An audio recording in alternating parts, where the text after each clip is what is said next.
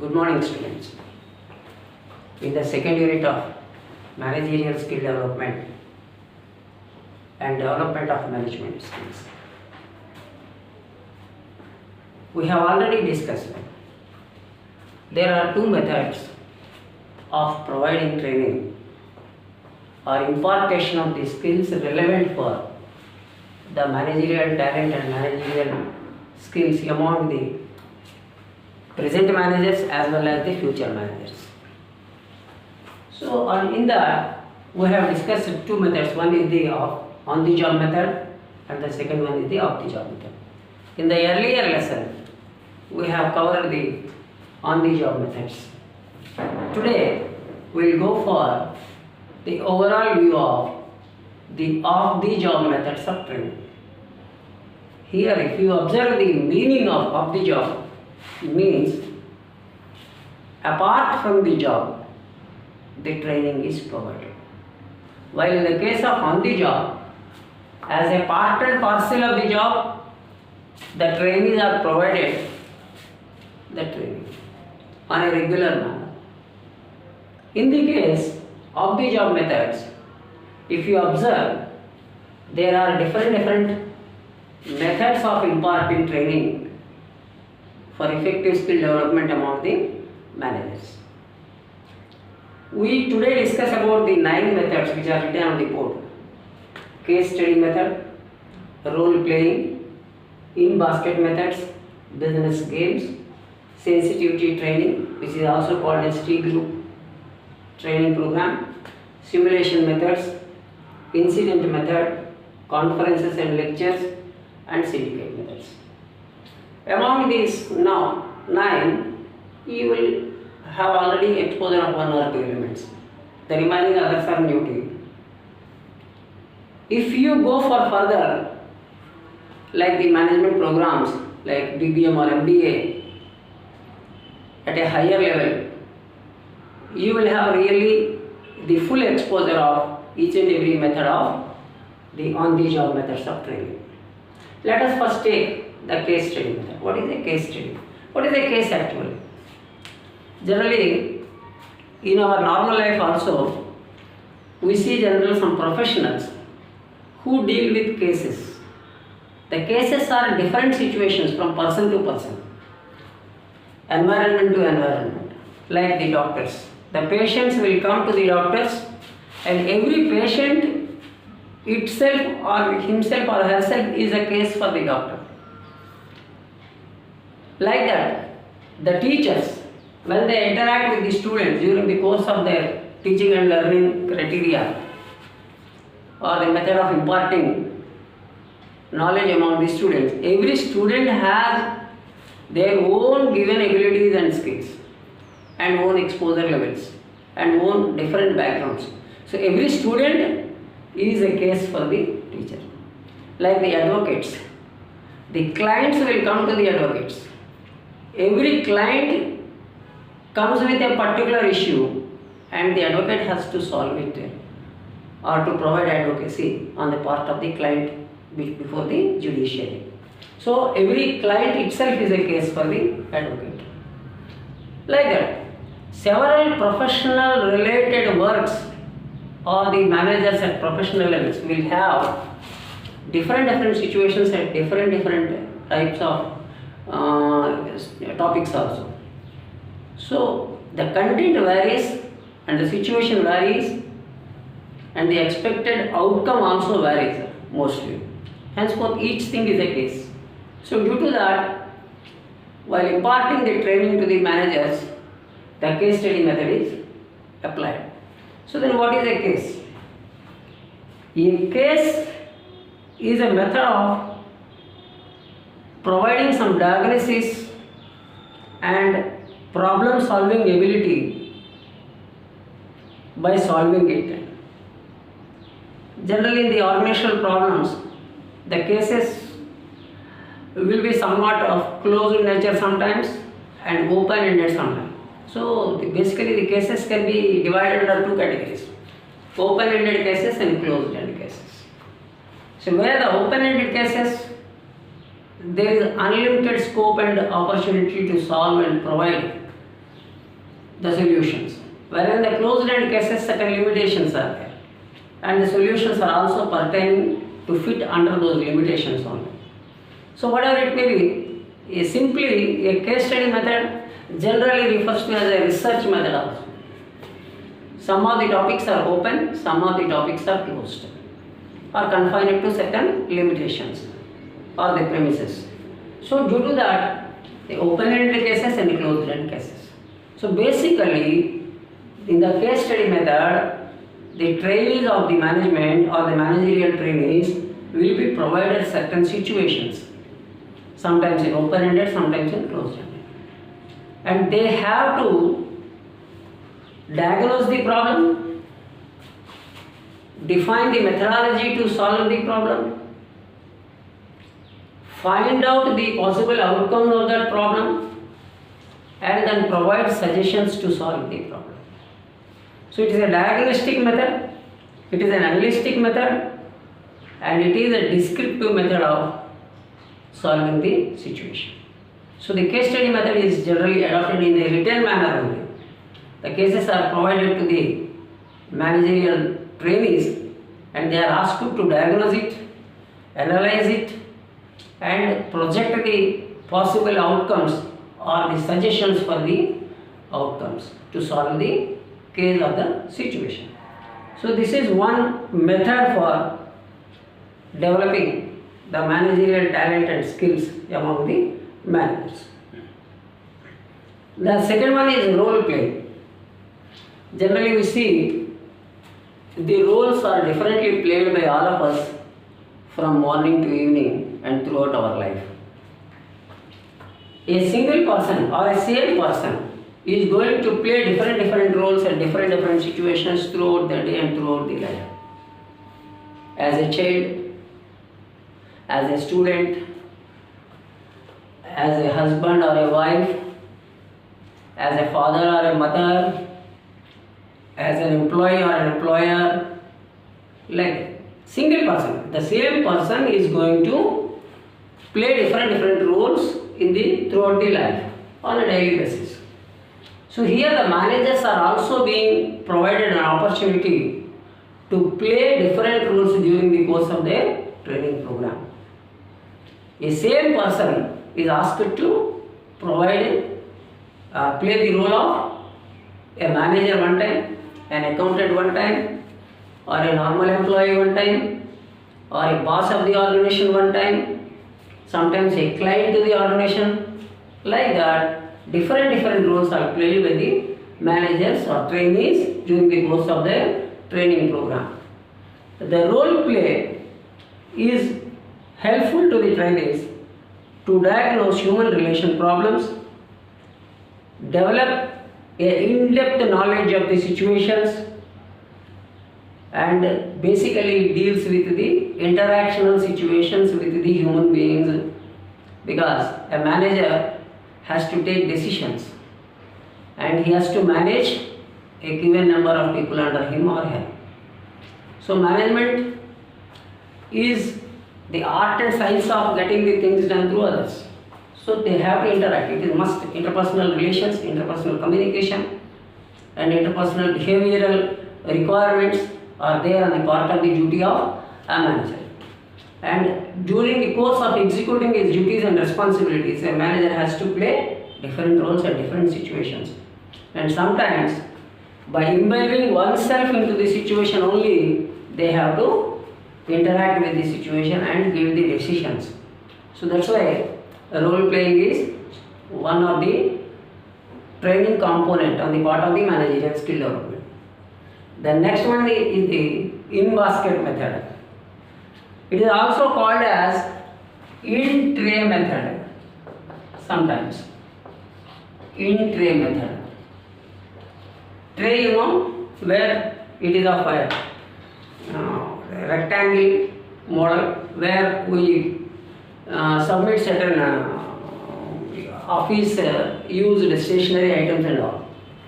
So in the case of the management training also, certain issues are being written on papers, on small sheets, and they have been put in the tray, and the trainees are asked to pick out of all those one, and whichever topic comes written on that particular sheet or a piece of paper, instantly the trainee has to solve that or play the situation or execute the situation or conduct the scenario. So this method, what is the best use of this method is, it provides no time for the person to react. Mostly the managerial decisions we learn that they are mostly riskier decisions, costlier decisions, and sometimes they are irreversible decisions also. So during this course of time, the management trainees will try to equip those abilities to react quickly and make almost appropriate and no error decisions. So in this method, people will be going to face the situation in a critical condition, and how they behave, how they solve, how they react, how they interact, how they show their abilities and skills to solve that particular selected problem out of the tray in a piece of paper. That minds very much here, and it is a testing point, and the managers or the trainees who are supposed to be the future managers will be associating to cope up with the stress and the risk enabled situations, able situations in a proper manner. So this is one thing on the part of the in-basket method or in-tray method. So this makes a person almost adequately and appropriately suit to the situations to face the similar conditions in the future course of time, whatever and whichever may arise in future course of time. The next one is the business games. It is also sometimes called as management games. Management games. So what are the management games or the business games?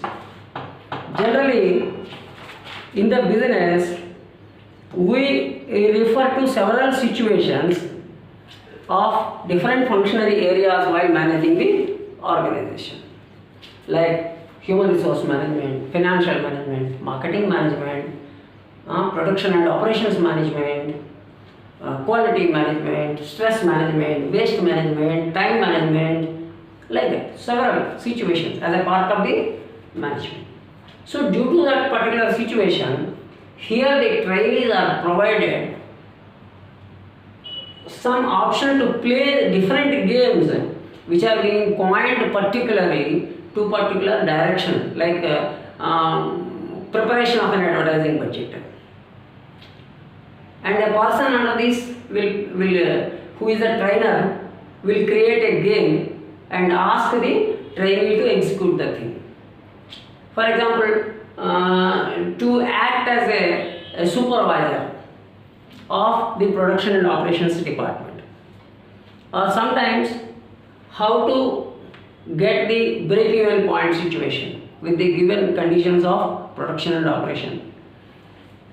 And most of the times the managers are supposed to take decisions that maximization of profit, minimization of loss, and so much situations. So in such a way, the management games like communication games, they are being provided on the part of the training program by the superiors or the trainers to the trainees in the management games. So these management games are really helpful to make the people recall when they go to handle the situation as a manager and how they solved when they are in training. That will be helping them to face the situation in a proper manner. So these are the business games or management games.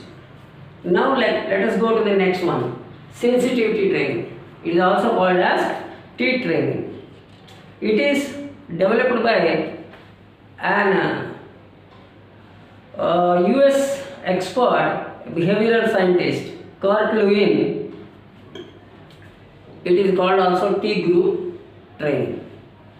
So the main objective of this training is to help the managerial executives to improve their understanding of human behavior and ability to read others and predict the actions of the human beings in the future course of time.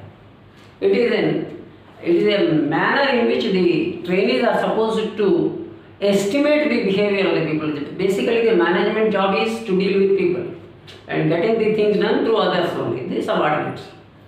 So automatically assessing the people, estimating the people and formulating the policies and plans according to that, devising the strategies, making the actions and activities, channelizing the resources in a proper manner by understanding the people who are working under a superior or a manager in a department. That is a sensitive thing. The sensitivity is there.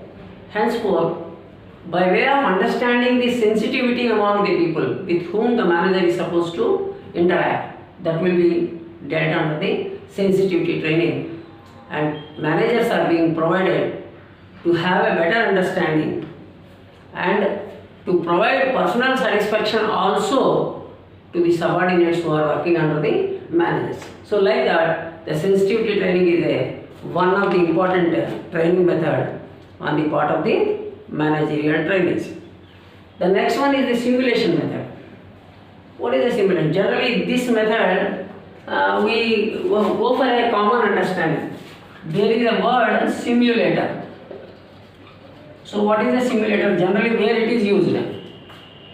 We know that the aeroplanes pilots who will be asked to go for training on a real-time environment but in an artificial manner, which are called as simulators. So just like the aeroplane cockpit, everything is provided and a three-dimensional screen is provided before them, and the trainer and the trainee both sits in the cockpit like a simulator, and everything real-time environment is created and the trainees are being provided the effective training by way of methods applying which is just like a real-time one. Generally, if you give actual training on the aircraft itself, huge costs are involved, huge risk is involved, and huge time is also consumed.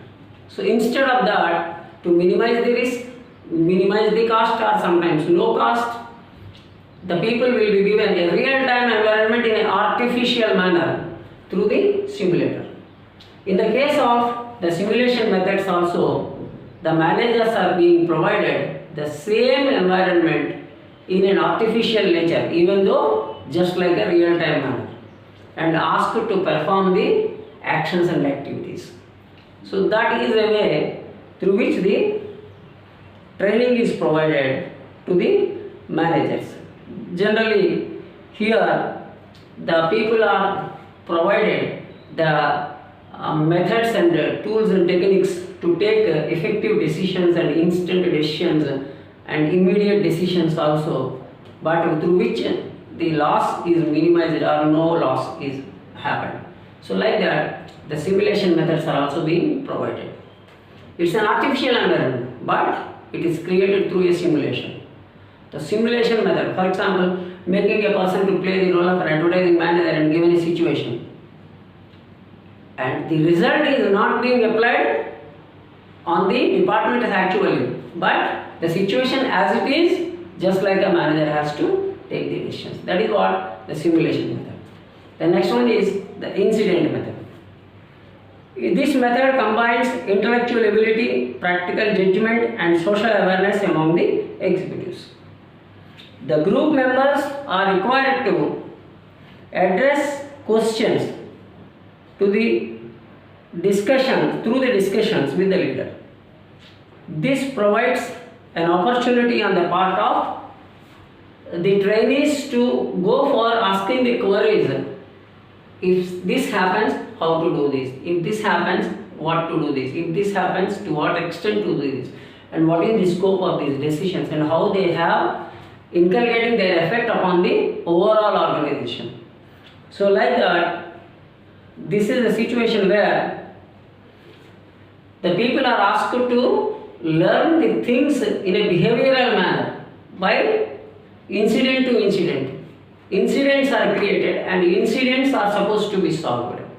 And through the incidents, the people may be in a position to learn about how to manage the things in a practical manner.